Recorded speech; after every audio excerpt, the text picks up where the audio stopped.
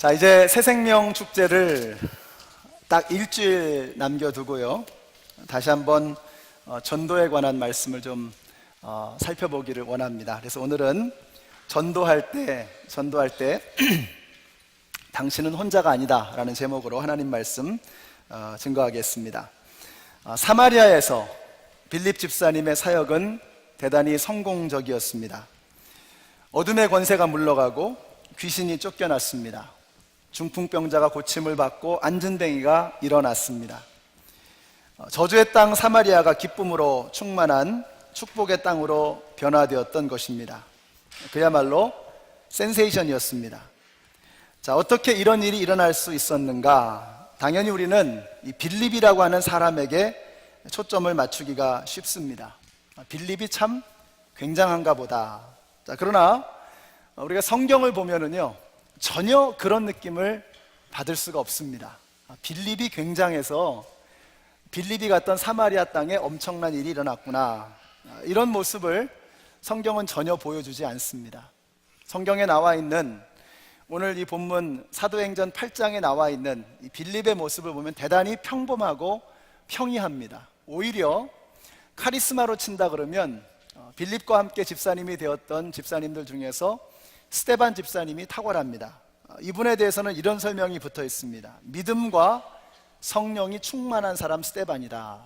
그러나 빌립에 대해서는 아무런 말이 붙어 있지 않습니다. 그는 그저 7명의 훌륭한 집사님 가운데 한 분이었을 뿐입니다. 자, 그런데 하나님이 그런 사람을 쓰시더라는 겁니다. 그렇게 평범한 사람을 들어서 비범한 역사를 이루시더라는 것입니다. 여러분, 이것이 바로 복음입니다. 연약한 자들을 통해서 강력한 역사를 이루시는 성령의 능력, 평범한 것들을 통해서 탁월한 일들을 이루시는 하나님의 역사, 이것이 바로 기독교입니다. 예수님이 뽑으신 12명의 제자들을 한번 생각해 보세요. 예수님께서 그 제자들을 뽑아서 무슨 일을 하시려고 한 것입니까? 온 세상을 뒤집는 역사를 이루시겠다는 거 아니었습니까? 세상을 개벽하는 일 아니었습니까? 온 세상에 복음을 증거하겠다고 하는 이 엄청난 하나님의 꿈을 12명의 제자들과 함께 이루시려고 했던 것입니다. 그럼 우리 생각에 저 같으면 아마 그럴 것 같아요. 12명의 제자를 뽑으려면 기왕이면 로마 제국 전체 가운데에서 가장 똑똑한 사람, 가장 능력 있는 사람, 가장 재능 있는 사람, 가장 재력 있는 사람, 가장 높은 지위를 가지고 있는 이런 사람들을 12명을 뽑아야 되지 않겠습니까? 그런데 예수님은 12명의 제자를 뽑으시는데 그런 사람들과는 전혀 상관이 없는, 로마 제국 안에서도 한 변방에 있었던 변두리 지역이었던 갈릴리의 촌부들을 12명을 뽑으시는 겁니다. 이 평범한 사람들을 통해서 하나님의 놀라운 역사를 이루시는 것입니다. 여러분, 이것이 바로 기독교입니다. 이것이 바로 복음입니다. 이것이 바로 하나님의 방법입니다. 평범한 사람들을 통해서 비범한 역사를 이루시는 것, 이것이 바로 하나님의 방법입니다. 여러분, 성경을 보시면 전쟁을 치를 때 숫자가 많아가지고 엄청난 군사력이 있어가지고 그래서 전쟁에서 이겼다, 이런 말이 없습니다. 그건 하나님의 방법이 아니기 때문에 그렇습니다. 우리 같으면 전쟁을 할 때 뭘 생각합니까? 항공모함이 몇 대가 있느냐, 전투기가 몇 기가 있느냐, 또 군사가 얼마나 있느냐, 국방비가 얼마냐, 이런 거 가지고 힘을 겨루지 않습니까? 하나님의 방법이 아니라는 것입니다. 하나님은 전혀 그런 방법을 쓰지 않으십니다. 성경에서 아브라함이 집에서 길리운 자 318명을 데리고 나아가서 사해의 동맹군을 무찔렀습니다. 모세가 손을 들어서 기도할 때 그 기도의 능력을 통해서 아말렉의 족속들을 광야에서 무찔렀습니다. 삼손은 나귀 턱뼈 하나를 가지고 1000명을 무찔렀습니다. 기드온의 300용사는 그 300명을 데리고 미디안의 군대 13만 5천 명을 하루아침에 하룻밤에 섬멸시켜 버렸습니다. 여러분, 이것이 바로 하나님의 방법입니다. 아무것도 아닌 평범하고 평이한 무기력한 것들을 통해서 하나님의 역사를 이루시는 것입니다. 그래서 다윗이 이렇게 노래합니다. 우리 같이 한번 읽어보실까요? 시편 20편 7절의 말씀을 같이 읽겠습니다. 시작.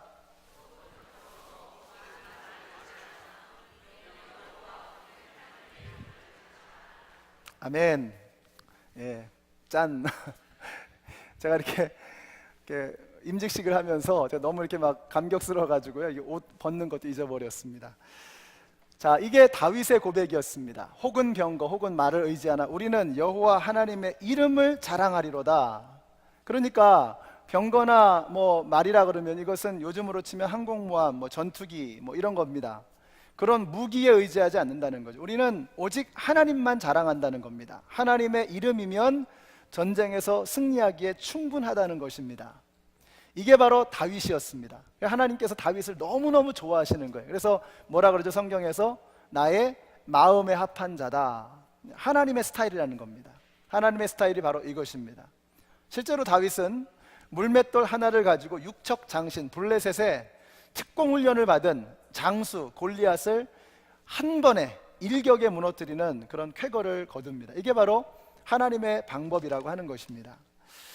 여러분, 우리 하나님은요, 우리의 과거의 히스토리를 따지는 게 아닙니다. 우리의 크레딧 스코어를 조사하시는 분이 아니십니다. 그동안 얼마나 힘을 길렀나 이런 거 보지 않으십니다. 우리 얼마만큼 순종하며 하나님의 역사 가운데 순응하며 하나님의 말씀을 따라가느냐, 이거를 통해서 하나님 역사하시는 겁니다. 빌립 하나 가지고 무슨 사마리아에 선한 일이 일어날 수 있었겠습니까? 그런데 빌립이 순종하고 성령님이 함께 하시니 상상도 할 수 없는 역사가 사마리아 성에 일어나게 되었던 것입니다. 그러므로 답이 안 나오는 내 자신을 보면서 여러분 한숨 쉬지 마십시오. 답을 주시는 하나님을 보면 한숨 대신에 우리가 함성을 올려드릴 수 있는 것입니다. 나 자신을 보면 한숨밖에는 안 나올 수 있습니다. 그럼 우리가 하나님을 바라보게 될 때 하나님을 향한 함성을 올려드릴 수 있습니다. 감사와 찬양을 올려드릴 수 있습니다. 이게 바로 기독교입니다. 이게 바로 복음입니다. 여기 계시는 모든 성도님들이 자꾸 나만 보면서 내 자신의 한심한 모습 보면서 한숨 짓지 마시고 영광의 하나님을 보면서 함성을 외칠 수 있는 우리 모두가 되시기를 우리 주님의 이름으로 축원합니다. 여러분, 다음 주가 바로 새생명 축제인데요, 여러분, 전도하는 게 쉽지가 않습니다. 근데 왜 전도하는 게 쉽지 않을까요? 보는 게 달라서 그렇습니다. 오늘날 현대인들은 왜 그렇게 예수님 믿는 게 어려운가? 오늘 본문의 첫 번째 절을 보시면 26절 보세요. 그런데 주님의 천사가 빌립에게 말하였다라고 했습니다. 천사는 하나님이 부리시는 영입니다. 우리가 감각하는 세상과는 다른 세계에 거하는 영적인 존재입니다. 그런데 그런 영적인 존재가 있다라고 하는 것을 믿는 것으로부터 영적 싸움은 시작되는 것입니다. 우리가 왜 자꾸 영적 싸움에서 패배하느냐? 영적인 존재가 있다는 것을 우리는 무시하고 살아가는 겁니다. 눈에 보이지 않고 손에 잡히지 않으면 없는 것으로 치부하고 무시하고 살아갑니다. 그러나 그 악한 마귀의 영적인 권세는 끊임없이 계속해서 우리에게 영향을 미치고 있는 것입니다. 그래서 우리가 왜 전도하는 게 어려운가? 오늘날 이 시대에 많은 사람들이 눈에 보이는 거, 손에 잡히는 것만을 가지고 살아가기 때문에 그렇습니다. 그러니까 여러분들이 세상에 나가서 믿지 않는 사람들에게 영적인 것을 이야기하고 천국과 지옥을 말하고 예수님에 대해서 말할 때 그 사람들이 안 믿어지는 게 당연한 것입니다. 그것을 이상하게 여기실 필요가 없습니다. 만약에 여러분이 한마디 했을 때 그냥 쉽게 막 전도가 이루어진다 그러면 거기는 하나님이 필요가 없는 거예요. 여러분이 왜 전도해도 되지가 않느냐?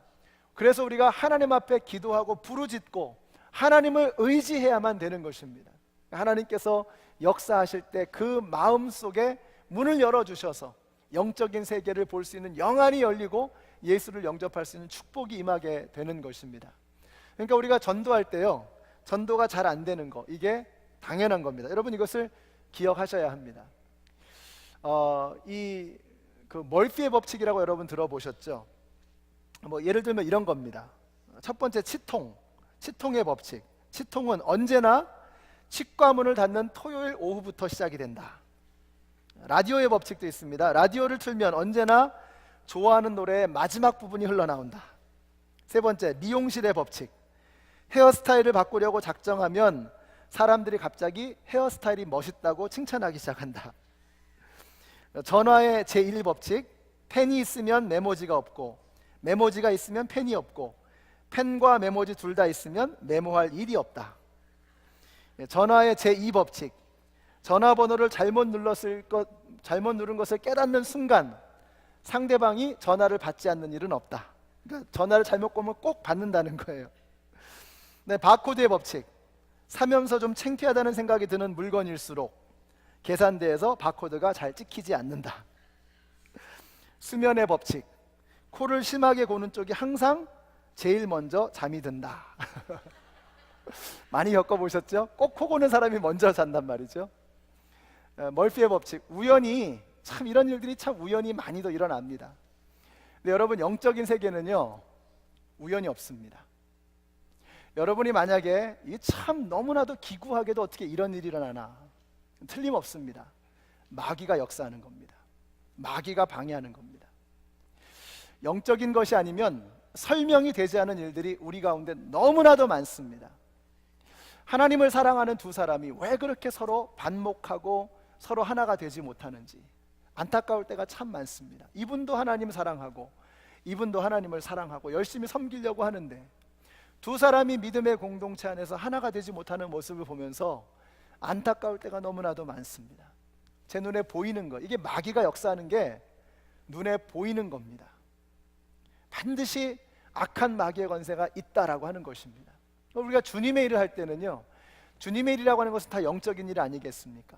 영적인 일을 할 때는 우리가 영적인 세계를 알지 못하면 절대로 그 싸움에서 이길 수 없다는 것입니다. 여러분이 전도하다가 자꾸 방해하는 먼 일들이 일어나게 될 때 여러분 이상하게 여기지 마십시오. 슬프거나 노하지 마십시오. 그것은 마귀가 역사하고 있는 어쩔 수 없는 현실이라고 하는 것입니다. 그래서 한번 같이 한번 읽어보실까요? 시작. 우리가 눈에 보이지 않는 세상의 악한 지배자들과 어둠의 왕들과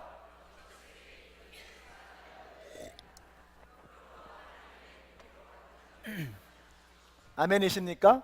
마귀가 지금도 우리를 공격하고 있습니다. 그러므로 하나님의 무기로 완전 무장하십시오. 오늘 이 아침에 저와 여러분이 영적으로 완전하게 무장되어 주셔서 하나님의 전신갑주를 입으시고 나가서 영적인 권세와 싸워 승리하시는 우리 모두가 되시기를 주님의 이름으로 축원합니다. 그래서 이번 주 우리가 전도하겠다라고 작정했다면 기도에 불이 붙어야 합니다. 새벽에 여러분, 저녁에 여러분의 집에서 기도에 불이 붙어서 마귀의 권세를 제압하고 무너뜨릴 때 영적인 역사가 일어나게 되는 것입니다. 그래서 우리 또 권사님들, 장로님들, 집사님들, 우리 목자, 목녀님들, 성도님들 다 같이 기도하는 한 주간이 되시기를 바라고요. 또 그 믿음을 전해야 할, 예수님을 전해야 될 그 대상을 위해서 사랑의 손길을 뻗치시는 이번 한 주간이 되시기를 주님의 이름으로 축원합니다. 자, 주의 사자가 이끄시는데 빌립을 어디로 이끌어 가시느냐? 26절 끝에 보니까 남쪽 길로 가시는데 그 길이 가사라고 했습니다. 가사는 광야길이었습니다. 여러분, 광야는 사람이 없습니다. 근데 지금 빌립이 어디서 온 거죠? 사마리아 성에서 왔습니다. 그 사마리아 성에서 엄청난 기사와 이적을 일으켰습니다. 수많은 사람들이 빌립을 향해서 달려오는 겁니다. 인기가 절정에 이르릅니다. 많은 사람들이 빌립을 찾습니다. 그런데 성령님께서 이끌어서 사마리아 성에 있었던 이 빌립을 가사길, 광야라고 하는 곳으로, 광야로 보내시는 거예요. 광야에는 사람이 없는 겁니다. 그런데 빌립이 불평하지 않습니다. 여러분, 이게 바로 믿음입니다. 제가 생각해 보니까요, 믿음이 뭘까? 믿음은 감사가 많아지는 거라고 하잖아요. 동시에 다시 말하면 그 말은 감사가 많아진다는 뜻은 불평이 줄어드는 겁니다. 그럼 왜 불평합니까? 우리가 사람과 사람 사이에서 불평을 하는 이유가 무엇입니까? 불평하는 이유 단 거 없습니다. 내가 맞고 그 사람이 틀렸다는 겁니다. 내 마음에 안 든다는 겁니다. 왜 생긴 것도 그렇게 생겼지? 왜 말은 그렇게 하지? 왜 눈매는 저 모양이지? 왜 성격이 저렇지? 또 이런 것도 저런 것도 핑계를 찾을 수 없으면 그냥 주는 거 없이 마음에 안 들고 말이죠. 왜 그런 걸까요? 나는 옳고 그 사람은 틀렸다는 겁니다. 그러니까 여러분, 우리가 믿음이 좋아진다는 말은 무엇이겠습니까? 내가 그 사람을 이해할 수 있는 이해의 폭이 넓어지는 거예요. 그래서 전에는 사랑할 수 없었는데 점점 더 많이 사랑해 줄 수 있게 되는 것입니다. 전에는 포용할 수 없었는데 이제는 그 사람이 포용되어지고 이해가 되어지는 것입니다. 사랑이 뭐냐? 사랑은 전체적으로 볼 수 있는 것입니다. 전체를 볼 수 있는 게 사랑입니다. 전체를 보지 못하고 한 부분만을 보게 되면 미워할 수밖에 없습니다. 근데 그 사람의 과거를 알고, 그 사람의 상처를 알고, 그 사람의 아픔을 알고, 그 사람의 컴플렉스를 알고, 그 사람의 마음속에 있는 고통을 알게 되면 내가 그 사람을 이해할 수 있고 그 사람을 사랑해 줄 수 있는 것입니다. 저는 여러분의 믿음이 날마다 더 성장하게 되시기를 바랍니다. 그래서 점점 더 여러분 불평이 사라지고 감사가 늘어나는 여러분이 되시기를 우리 주님의 이름으로 축원합니다. 우리가 하나님을 향해서도 불평을 터뜨립니다. 왜 불평하지요? 하나님이 하시는 일이 마음에 안 드는 겁니다. 하나님께서 내가 원하는 것을 들어주지 않으실 때 우리는 불평이 나오게 되는 것입니다. 이번 주에 저희 아이가 가고 싶은 학교에 조기 전형, 이제 얼리 디시전이라고 그러죠. 학교에 어떤 학교에 넣었습니다. 근데 결과가 합격도 아니고 불합격도 아니고 보류로 이렇게 나왔어요. 보류입니다, 보류. 근데 이제 내심 기대를 많이 했나 봐요. 엄마 아빠 앞에서는 이제 울지를 못하다가 눈물만 흘리다가 지방에 올라가서 펑펑 울더라고요. 제 아내도 이렇게 막 그 뿔따구가 나가지고 저녁 일찍 그냥 올라가서 이렇게 이불 뒤집어 쓰고 말도 안 하고 이렇게 그냥 잠들어 버렸습니다. 저는 이제 먹던 밥을 끝까지 다 먹고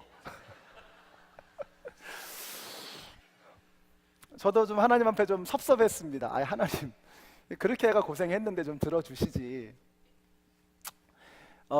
그 다음날 아침이 되니까 애는 뭐 말짱해요. 우리는 이제 애 눈치만 보는 거죠. 애가 어떨까. 애는 말짱하고 철이 없어서 그런가 봐요. 또 저녁 때 또 친구들하고 놀러 갔습니다. 또 그 사이에 이제 저하고 제 아내하고 같이 저녁을 먹으면서 이제 이야기를 하는 겁니다.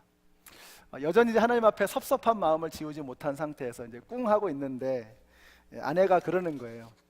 하나님께서 이렇게 이 학교를 안 되게 하시고 다른 길을 찾아보게 하시는 것은 이유가 있는 것이 아닐까. 그래서 지금까지는 지가 가고 싶은 학교, 뭐 그런 학교를 찾았다면 이제는 좀 우리 엄마 아빠가 부모가 아이가 정말 신앙생활을 잘 할 수 있는 그런 학교를 좀 추천을 해주고 그쪽으로 밀어줘야 되겠다는 이런 마음이 들었고 그런 마음을 이제 이야기를 하더라고요. 그래서 목사는 영 형편없는데 그 목사 마누라는 쓸만하다 이런 생각을 했습니다. 제가 마누라라는 표현을 잘 안 썼는데 이번 주에 누가 그러더라고요. 마누라가 뭐냐? 마주보고 눕는 게 마누라라면서요. 그래서 참 좋은 말이다 이런 생각이 들었습니다. 그래서 그런 마음으로 같이 저녁 하루 만에 뭐 여전히 약간 뒤끝이 있어서 조금 섭섭하긴 했지만 하루 만에 이제 그런 마음을 둘이 이렇게 갖게 하신 걸 보면서 서로 마주 보면서 참 많이 컸다 이렇게 서로 생각을 했습니다. 믿음이 조금씩이라도 자라는 건 그런 게 아닐까 싶어요. 하나님의 뜻이 하나님께서 어떤 일을 이루셨을 때 거기서 오는 유익이 무엇일까? 거기서 오는 하나님의 축복이 무엇일까를 생각해 보는 것입니다. 믿음이 성장하는 것은 결국 하나님을 향한 불평과 불만이 줄어들고 하나님께서 그 일을 하셨을 때는 뜻이 있겠지, 하나님께서 그 일을 하셨을 때는 뭔가 계획이 있겠지라고 생각하고 받아들이는 것입니다. 빌립이 바로 그런 사람이었습니다. 사마리아에서 정말 잘 나갔었는데 그 잘 나가던 사마리아의 그 사역자를 하나님께서 광야로 부르시는데 이건 좌천입니다. 좌천, 한직으로 좌천된 겁니다. 근데 불평하지 않아요. 우리 여기 계신 모든 성도님들이 하나님의 뜻에 대해서, 하나님의 섭리와 계획에 대해서 섭섭해하지 마시고 하나님 앞에 끊임없이 감사하실 수 있는 우리 모두가 되시기를 우리 주님의 이름으로 축원합니다. 자, 그런데 우리가 빌립처럼 영혼 구원의 관점에서 이 사건을 바라볼 수 있어야 됩니다. 그 광야에서 만난 것은 에디오피아의 넷이었습니다.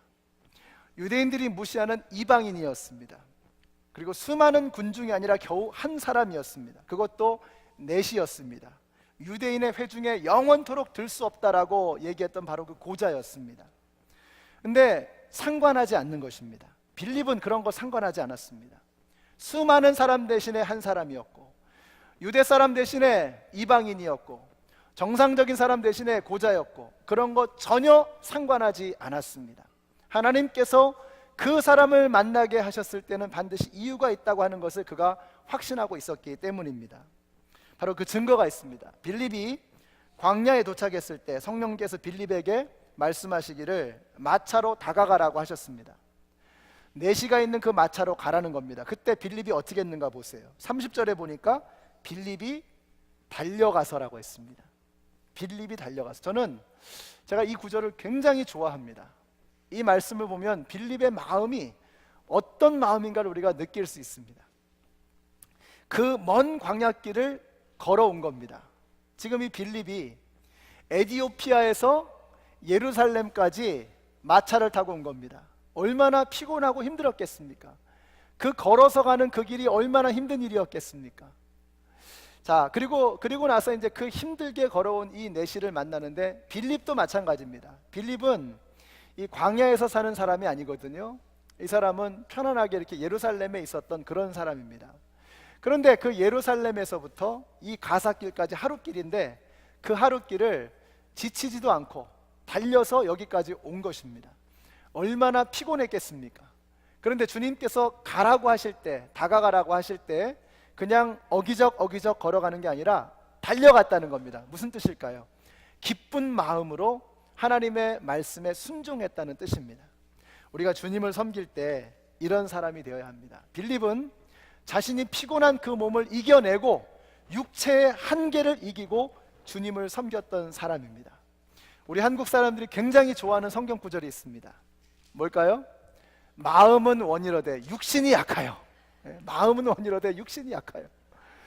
근데 여러분, 이 말씀은요, 예수님께서 피곤해 있는 제자들에게 위로해 주느라고 하신 말씀이지 우리가 우리 스스로에게 하는 말이 아니라는 겁니다. 근데 우리 스스로 맨날 그래요. 목사님, 마음은 원인데 육신이 약해요. 우리가 해야 될 얘기는 아니라는 거죠. 저는 이번에 안수 받으신 두 분의 집사님에게 특별히 이 말씀 드리고 싶습니다. 여러분의 육체의 한계를 이겨내고 섬기시기를 부탁드립니다. 마음은 원이로되 육신이 약하여. 이건 젊고 힘이 쓰신 두 분이 하실 말씀이 아닙니다. 하나님께서 주시는 그 힘으로 육체의 한계를 이겨내시고 승리하시고 주님을 섬기시는 두 집사님 되시기를 우리 주님의 이름으로 축원합니다.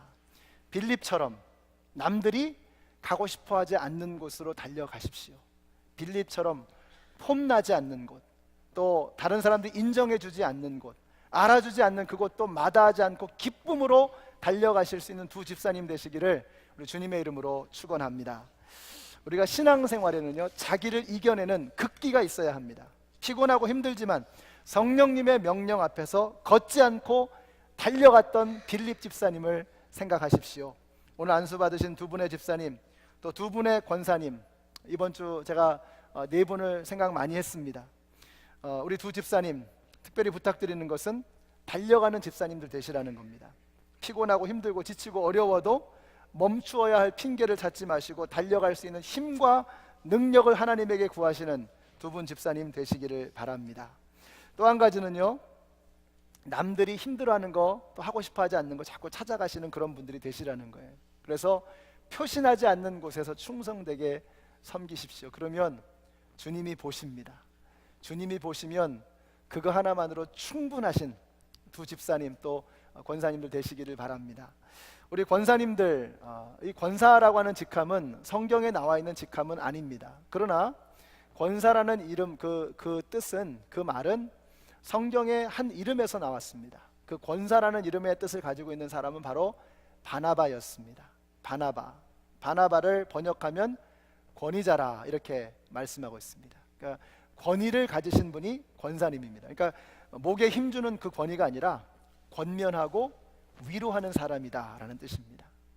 우리 당회에서 두 분의 집사님을 권사님으로 세우신 데는 제가 이렇게 두 분의 얼굴을 뵈면 이해가 돼요. 고개가 끄덕여집니다. 그렇구나. 두 분은 항상 생글생글 웃으시고 사람들을 맞이할 때 긍정적으로 에너지를 가지고 이렇게 맞이해 주시는 두 권사님 제가 늘 뵙니다. 두 권사님은 이제 우리 연합장로교회 안에서 소외되어진 사람, 또 용기를 잃어버린 사람, 또 어깨에 힘이 빠져버린 사람, 표정이 어두운 사람, 또 인기 없는 사람, 사람들이 몰려갈 때에 우르르 몰려가는 그곳이 아니라 남겨져 있는 몇 명의 사람들을 향해서 마음을 쏟으시는 그런 권사님들이 되시기를 축복합니다. 그래서 우리 교회 젊은 사람들 많잖아요. 젊은 부부들, 청년들 많잖아요. 그분들이 정말 힘들고 어려울 때 두 분 권사님에게 찾아와서 위로를 받을 수 있는 그런 은혜가 임하게 되시기를 바랍니다. 우리 아이들, 교회에 있는 아이들, 정말 교회의 할머니처럼 정말 의지할 수 있는, 할머니라고 하기 너무 젊으신데 어쨌든 정말 이렇게 찾아갈 수 있는 그런 정말 따뜻한 가슴을 가진 두 분의 권사님이 되시기를 우리 주님의 이름으로 축원합니다. 정말 이 네 분을 통해서 하나님께서 앞으로 큰 역사를 이루시리라고 저는 믿습니다. 자, 이제 이 넷시는 어디서 오는 길입니까? 지금 이제 예루살렘에서 오는 겁니다. 예루살렘에 뭐 하러 갔었습니까? 이분이 예배 드리러 갔던 겁니다. 그 아프리카의 먼 땅 에티오피아에서 수십 일이 걸려서 이제 예루살렘까지 갔다가 여기까지 온 것입니다. 엄청나게 긴 여행길이었습니다. 많은 사람들에게 은퇴하고 나서 뭘 하겠습니까? 물어보면 열이면 열 빠지지 않는 게 여행 좀 다니고 싶습니다. 그럽니다. 여행 좀 다니고 싶습니다. 근데 요즘은 이제 여행이 편안하고 안락하고 뭐 즐거운 게 있으니까 그나마 여행 가겠다 하는 거지만 그 당시의 여행은요, 요즘하고는 다른 겁니다. 여행을 간다라고 하는 것은, 이렇게 먼 길을 간다고 하는 것은 목숨을 거는 겁니다. 길거리 도상에서 강도를 만날지 어떤 사람을 만날지 알 수가 없는 거예요. 그런 사람들을 만났을 때 피할 길도 없는 겁니다. 자, 이렇게 목숨을 걸고 예루살렘에 예배를 드리러 갔던 사람이 바로 넷이었습니다. 여러분, 이 넷이가, 에티오피아의 넷이가 그 엄청나게 먼 거리를 걸어갔던 그 길을 한번 상상해 보세요. 이분이 예루살렘을 향해서 가면서 얼마나 설레이는 가슴이었겠습니까? 평생에 한번 가볼 수 있는 그곳을 향해서 나아가는 그 마음이 얼마나 감격스러웠겠습니까? 여러분에게 그런 질문을 하고 싶습니다. 여러분도 예배 가운데 그런 감격이 있으십니까?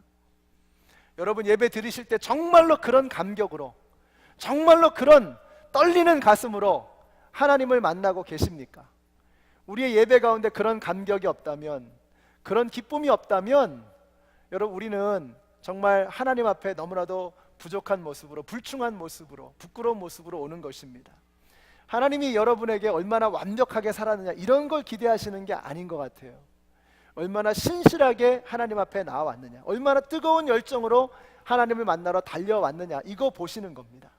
오늘 우리의 예배 가운데 그런 넷이, 에티오피아의 넷에게 있었던 그 뜨거운 열정이 우리 예배 가운데도 임하게 되시기를 우리 주님의 이름으로 축원합니다. 오늘 임직 받으신 네 분, 여러분 예배하는 분들이 되셨으면 좋겠어요. 물론 열심히 섬기셔야죠. 직분자이시니까 열심히 충성스럽게 섬기셔야죠.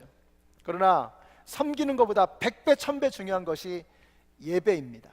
예배는 하나님을 만나는 것입니다.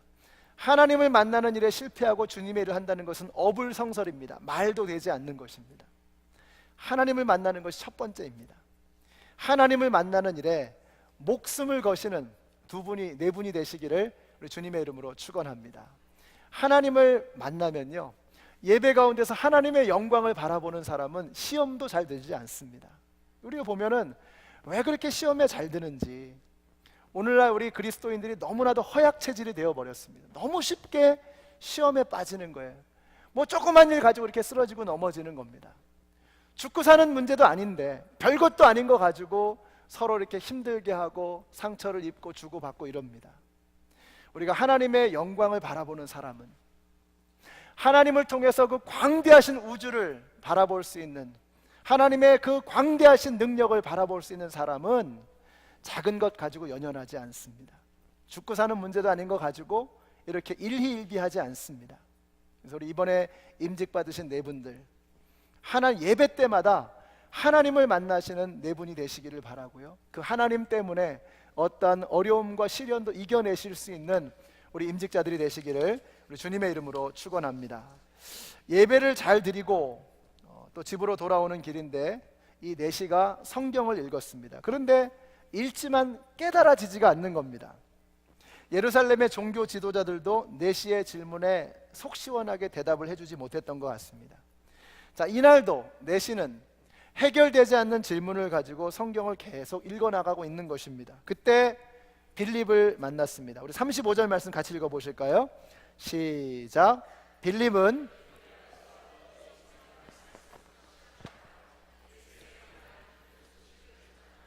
아멘. 자, 빌립은 병거에 올라가서 말씀에 관한 토론을 시작한 게 아닙니다. 우리 한번 같이 고민해 보십시다. 이게 아닙니다. 다짜고짜 예수를 선포한 것입니다. 결론은 예수 그리스도. 여러분, 우리 그리스도인들은요, 어떤 사람들이냐? 오늘 말씀을 통해서 우리가 느낄 수 있는 것은 예수 믿는 사람들은 어떤 사람들이냐? 답을 줄 수 있는 사람들입니다. 이 세상에 많은 사람들이 질문하는 그 질문에 대해서 가장 근원적인 질문, 생명에 관한 질문, 죽음에 관한 질문에 대해서 답을 줄 수 있는 사람들이 바로 예수 그리스도를 믿는 그리스도인들입니다.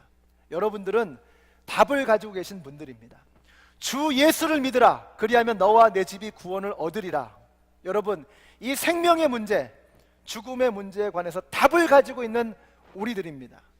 우리 안에 답이 있습니다. 그러면 이 답을 가지고 세상에 나가서 질문 가운데 방황하고 있는 사람들에게 해답을 제시해야죠. 용기를 내서 예수 그리스도를, 이 기쁨의 소식을 전하실 수 있는 우리 모두가 되시기를 주님의 이름으로 축원합니다. 빌립은 병거에 올라가서 예수 그리스도라고 하는 답을 제시했다라고 하는 것입니다. 그래서 우리도 이것을 선포해야 됩니다. 다른 것이 우리가 가지고 있는 것이 없습니다. 우리 예수를 선포하는 사람들이 되어야 합니다. 내시는 예루살렘에 있었고 빌립은 그보다 하루길 더 북쪽으로 올라가는 사마리아에 있었습니다. 예루살렘이 여기에 있고 사마리아가 하루길 더 위에 있습니다. 그리고 이제 내시는 남쪽으로 에디오피아를 향해서 나아가는 겁니다. 그렇다면 북쪽에 있었던, 사마리아에 있었던 빌립은 하루 먼저 떠나는 겁니다. 하나님께서 이 모든 것을 다 코오디네이트 하시는 거예요. 딱 맞추셔가지고 가사의 광야 그 길 어디에선가 둘이 딱 만나게 하시는 겁니다. 하나님이 역사하시는 겁니다. 여러분, 우리가 한 사람을 만나는 거, 이거 절대로 우연이 아닙니다. 여러분 직장 옆에서 누군가를 만나게 될 때, 여러분 이웃에 어떤 사람이 살고 있는 것을 보게 될 때, 여러분이 그로서리나 이런 데 가면 자꾸 부딪히는 사람이, 만나는 사람이 있을 때, 그거 우연 아닙니다. 한치의 오차도 없으신 그 하나님께서 절묘하게 여러분을 그 누군가와 만나게 하시는 겁니다. 뭐 하라고 만나게 하시는 거예요? 영혼 구원하라고, 예수님 전하라고 우리에게 기회를 주시는 것입니다. 여기 계신 모든 분들이 그 성령님의 도우심을 피하지 마시고, 그 기회를 피하지 마시고, 여러분이 자꾸만 만나는 그분들에게 예수님의 사랑과 예수님의 기쁜 소식을 전해주시는 우리 모두가 되시기를 주님의 이름으로 축원합니다. 전도가 되어질 때는요, 복음이 선포되어지는 그 자리는 절대로 여러분 혼자가 아니라는 것입니다. 기억하십시오. 전도할 때 나는 혼자가 아니다. 여러분 이것을 기억하시기 바랍니다. 예수님의 생애를 보여주는 복음서가 4개가 있죠. 그 4개의 복음서의 맨 마지막 장에 보시면 동일하게 나오는 말씀들이 있습니다. 요한복음에 보시면 내 양을 치라 라고 말씀하신 다음에 내가 성령을 주겠다 라고 말씀하십니다. 누가복음에 보시면은 예수 그리스도의 부활의 증인이 되어라 라는 말씀이 나옵니다. 그러면 성령을 약속하십니다. 마가복음의 끝에 보시면은요, 온 천하에 다니며 만민에게 복음을 전하여라 라고 말씀하시면서 이렇게 말씀합니다. 우리 한번 같이 읽어보실까요? 시작. 믿는 사람들에게는 이런 표징들이 따를 터인데 곧 그들은 내 이름으로 귀신을 쫓아내며 새 방언으로 말하며 손으로 뱀을 집어들며 독약을 마실지라도 절대로 해를 입지 않으며 아픈 사람들에게 손을 얹으면 나을 것이다. 여러분 뭐가 느껴지세요? 아, 성령님이, 예수님이 함께 하시겠다는 거구나. 독을 마실 때, 뱀을 집어들 때, 귀신을 쫓아낼 때 성령님이 함께 하시겠다라고 하는 이 말씀을 우리에게 보여주고 있습니다. 마태복음의 끝에서는 이렇게 말씀합니다. 우리 한번 같이 한번 읽어보겠습니다. 시작. 예수께서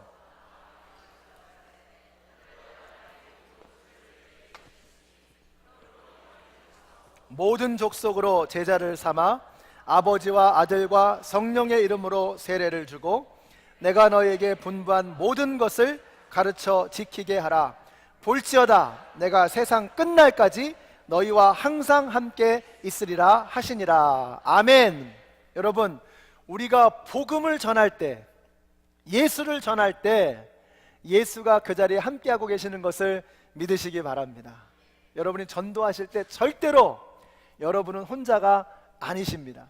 용기를 내십시오. 성령님이 여러분과 함께 역사하실 것입니다.